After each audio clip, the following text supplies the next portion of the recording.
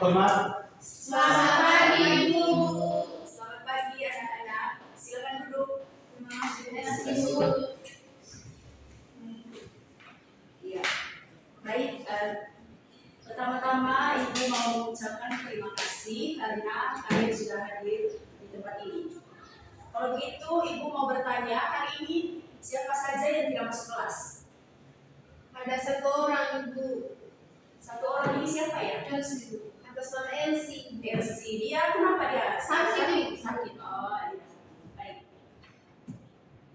Hari ini kita akan mempelajari melanjutkan materi yang dari minggu lalu ya, tentang teks laporan hasil observasi. Tapi sebelum itu, Ibu minta satu orang tolong ke depan untuk memimpin kita dalam doa. Silakan. Ya.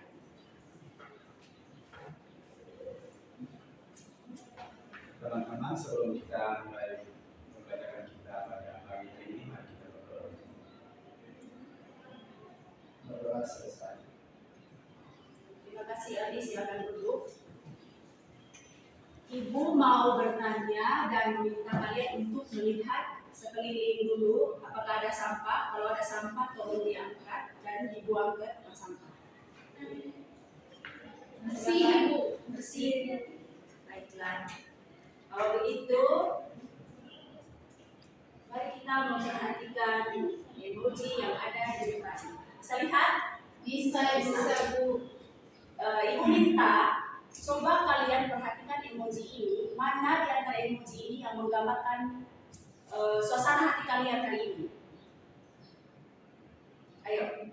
Senang, Ibu. Senang. Ya, Fitri senang. Kemudian Aldi kenapa? Aldi apa? Di antara emoji ini, Aldi berada di dalam situasi seperti apa sekarang? Situasi malas itu. Malas. Kalau Nerci, Emot yang ketiga, Ibu. emot yang ketiga, smile. Kalau Grace, Emot yang keenam, Ibu. emot yang ke-6. Itu emot yang ke-6 itu apa ya Grace? Bisa Grace jelaskan? Keren, Ibu. Keren, iya. Yang ke-6 yang di bagian atas atau Dari di bawah? bawah. Oh, yang bagian bawah ya.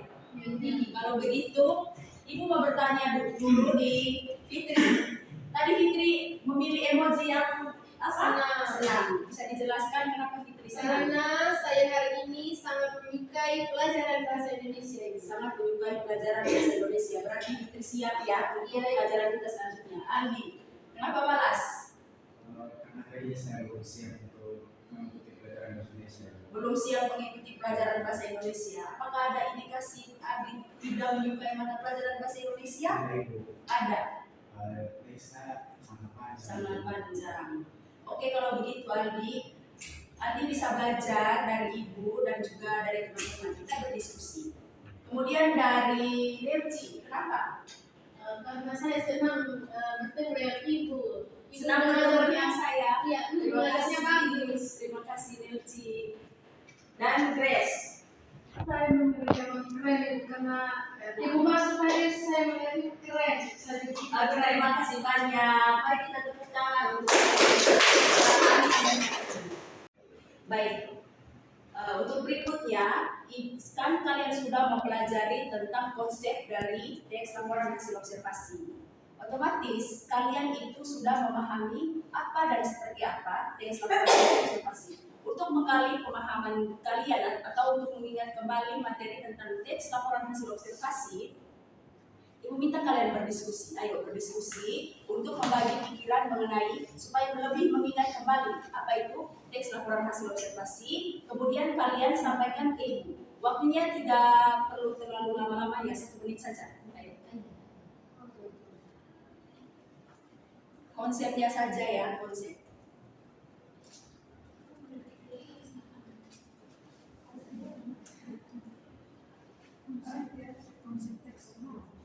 Ya, konsep teks konsepnya saja.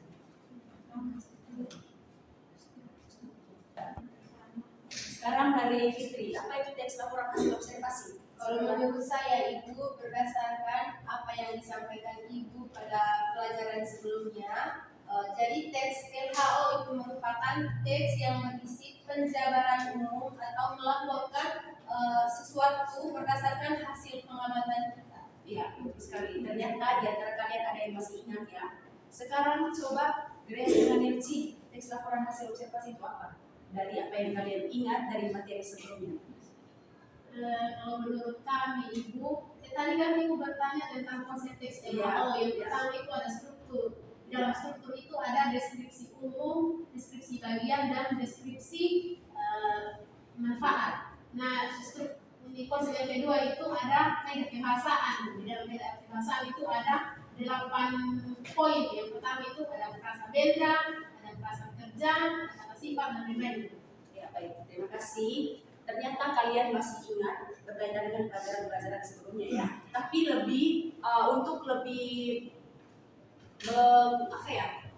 merinci lagi seperti apa itu konsep teks LHO itu, seperti apa yang disampaikan oleh teman kalian Fitri. Jadi kalian di sini untuk membantu supaya kalian bagaimana bekerja sama, dan juga untuk materi-materi berikutnya bukan hanya konsep, kalian bisa berdiskusi seperti itu. Baik. Untuk mengingat kembali materi-materi yang sudah kita pelajari sebelumnya berkaitan dengan struktur dan juga kaidah kebahasaan teks laporan hasil observasi. Ada yang masih ingat struktur dari teks laporan hasil observasi itu apa saja? Dan juga kaidah kebahasaannya. Struktur teks LHO itu Ibu ada definisi umum, Ya, definisi bagian, dan definisi manfaat. dan definisi manfaat. Ada yang lain? Yang pertama itu ada judul, Ya, kemudian ada pernyataan umum, dan ada pernyataan khusus. baik. Ternyata kalian masih ingat ya berkaitan dengan materi kita minggu lalu. Tetapi karena di antara kalian masih ada juga yang belum memahami betul apa itu, seperti apa itu struktur teks laporan hasil observasi, maka hari ini mari kita memperdalam lagi berkaitan dengan struktur dan juga kaidah kebahasaan. Kemudian hari ini topik yang akan kita pelajari adalah mempresentasikan laporan hasil observasi dengan buntut dan menggunakan intonasi yang tepat. Coba Ibu tanya, kira-kira menurut kalian manfaat dari kita mempelajari teks laporan hasil observasi itu apa? Di sini mungkin ada yang bercita-cita menjadi penyiar, atau yang bekerja di depan televisi atau di tempat siaran radio. Tidak ada. Jadi guru Ibu. Mau jadi guru. Iya, Fitri mau jadi guru. Kalau mau jadi guru itu tentu harus ada juga kemampuan dia berbicara di depan umum seperti yang Ibu lakukan sekarang. Jadi berbicaranya itu bukan berbicara secara secara gamblang begitu saja, harus secara runtut. Jadi begitu juga manfaat dari kita mempelajari teks laporan hasil observasi. Jadi apa yang kita sampaikan itu harus untuk supaya orang lain paham dan supaya orang lain merasa tertarik dengan apa yang ingin kita sampaikan. Seperti itu. Baik, tujuan pembelajaran kita hari ini itu ada 3. Yang pertama, menentukan struktur teks laporan hasil observasi, dan yang kedua, menemukan atau menelaah kaidah kebahasaan teks laporan hasil observasi, dan yang ketiga, mengolah teks laporan hasil observasi berdasarkan pengamatan lingkungan sekitar, atau kalian bisa melakukan pengamatan di ruangan kelas ini sebentar ya. Oke, kemudian adapun beberapa penilaian yang akan kita atau Ibu lakukan terhadap kalian hari ini ya, yaitu yang pertama penilaian diri, ada penilaian diri sebentar. Kemudian yang kedua ada penilaian antar teman, dan yang ketiga ada penilaian proses. Seperti itu. Baik.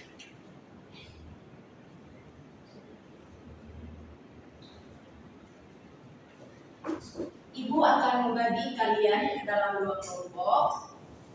Kelompok yang pertama Grace dengan Elci, dan kelompok yang kedua Aldi dengan Fitri. Silakan kalian duduk berhadapan. Silakan.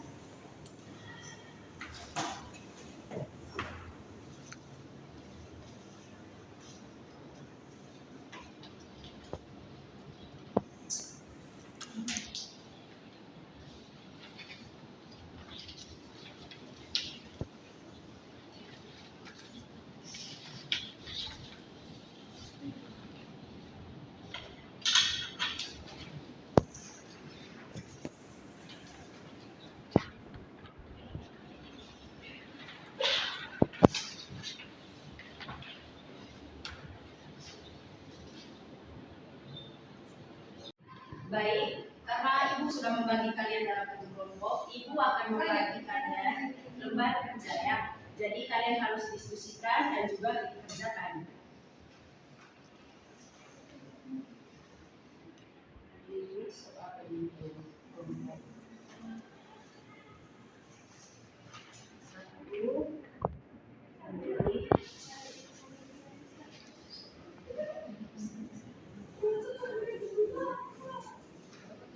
PPT.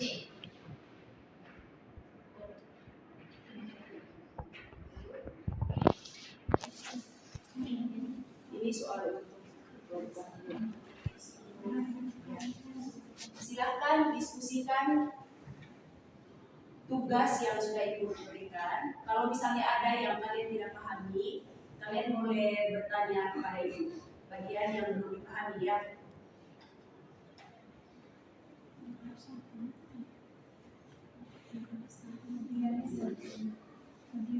Lalu Ibu menjelaskan bagaimana yang jadi struktur ini.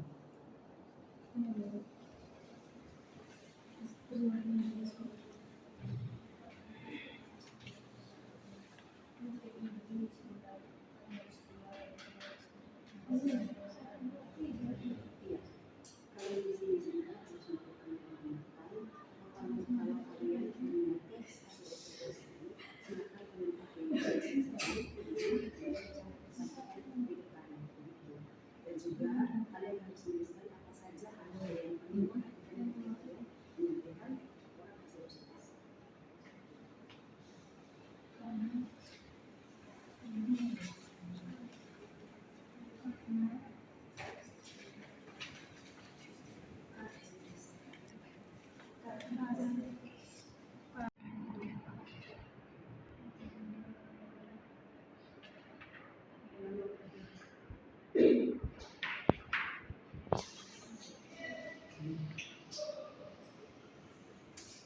Sudah Ibu.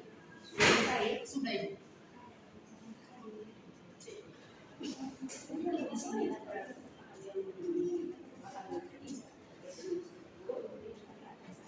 Baik, sudah. Sudah Ibu. Kalau begitu, kita mulai dari kelompoknya Grace dan juga Nancy. Silakan presentasi. Ayo cepat.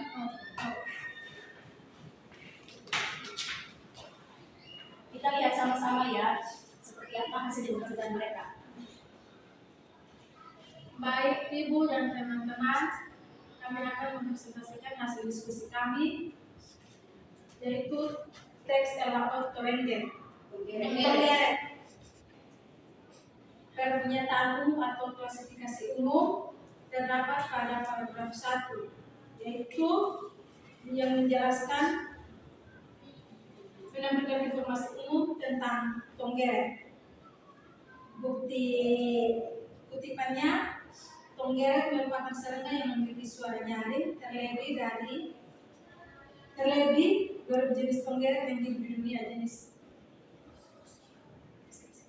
Terdapat ya Grace, di situ ada tulisan terdapat lebih dari 2000 jenis Tonggeret yang hidup di dunia. Ya Ibu. Di deskripsi bagian terdapat pada paragraf 3 menjelaskan bagian-bagian Tonggeret. Bukti kutipannya, Tonggeret hidup di pegunungan hanya selama 2-4 pekan. Deskripsi manfaat atau kesimpulan terdapat pada paragraf nomor 5. Buktinya, petani memanfaatkan suara keras Tonggeret sebagai penanda kemarau akan datang. Ya, silakan dulu. Terima kasih. Mari kita tepuk tangan untuk kelompok Nancy dan Grace. Ternyata mereka sudah memahami seperti apa struktur teks laporan hasil observasi. Kemudian kelompoknya Aldi dan Mbak Fitri silakan. Selamat siang Ibu Guru, selamat siang teman-teman. Pada kesempatan ini saya dan teman saya Aldi akan melaporkan hasil observasi kami tadi di luar kelas. Jadi yang kami lakukan di luar tadi, kami mengamati suatu gedung yang dibangun yang baru dibangun. Jadi gedung itu merupakan salah satu bagian dari sekolah kita. Jadi itu merupakan aula sekolah. Aula sekolah memiliki 4 pintu. Aula sekolah juga memiliki ruangan yang sangat besar. Di aula sekolah juga terdapat 48 kursi yang bisa menampung para peserta didik dan guru. Aula sekolah juga digunakan untuk olahraga, kesenian, rapat, dan lain-lain. Jadi aula sekolah itu gedungnya sangat bagus, dari catnya sangat indah, kemudian di depannya ada tanaman bunga, kemudian ada logo juga tempat untuk duduk dari teman-teman kita. Itu saja Ibu, terima kasih. Mari kita beri tepuk tangan untuk dengan Fitri, silakan duduk. Terima kasih. Jadi, mari kita melakukan kesimpulan atau mari kita simpulkan sama-sama ya dari apa yang sudah kalian kerjakan. Jadi untuk kelompok yang pertama yang telah melakukan presentasi berkaitan dengan struktur, teks, laporan hasil observasi tentang apa tadi? Tonggeret. Ya. Jadi kalau untuk di dalam paragraf-paragraf dari teks laporan hasil observasi tentang tonggeret itu memberikan informasi rinci tentang tonggeret ya. Dengan rincian yaitu pada paragraf 2 menjelaskan mengapa tonggeret itu dapat berbunyi nyaring. Kemudian pada paragraf 3 menjelaskan fungsi dari suara tonggeret bagi tonggeret jantan.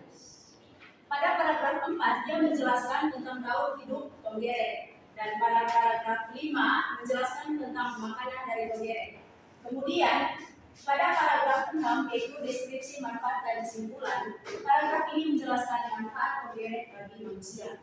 Kemudian untuk kelompok dari Fitri dan kelompok Fitri dengan Aldi, kira-kira Ibu mau tanya, kira-kira kalau mau melaporkan hasil observasi, apa saja poin-poin penting yang harus diperhatikan? Yang pertama Ibu, ketika kita melaporkan hasil observasi di dalam kelas, hal yang perlu kita ingat yang pertama adalah intonasi. Bagaimana suara si pelapor dapat didengar oleh teman kelas. Kemudian yang lain lagi apa? Kemudian ada mimik juga, ada gestur tubuh. Ya, betul. Kalau misalnya kita mau melaporkan sesuatu atau salah satunya itu teks laporan hasil observasi, jadi yang harus diperhatikan itu intonasinya itu harus jelas supaya orang juga mendapatkan atau memperoleh informasi itu dengan jelas tanpa ada yang aneh. Baik, untuk kegiatan selanjutnya karena hari ini kita telah mempelajari tentang struktur dan juga informasi dalam menyampaikan laporan hasil observasi. Pada kegiatan selanjutnya kita mencoba melakukan observasi terhadap objek-objek yang ada di sekitar lingkungan sekolah. Oke? Baik, kalau begitu Ibu minta satu orang untuk memimpin doa di depan. Silakan. Karena tadi laki-laki sekarang perempuan ya. Teman-teman dan ibu guru, mari kita menutup pelajaran hari ini dengan berdoa. Izinkan saya berdoa menutup pelajaran saya yaitu Katolik. Dalam nama Bapa dan Putra dan Roh Kudus. Berdoa selesai. Dalam nama Bapa dan Putra dan Roh Kudus. Baik, selamat siang anak-anak. Sampai jumpa minggu depan. Terima kasih, Bu.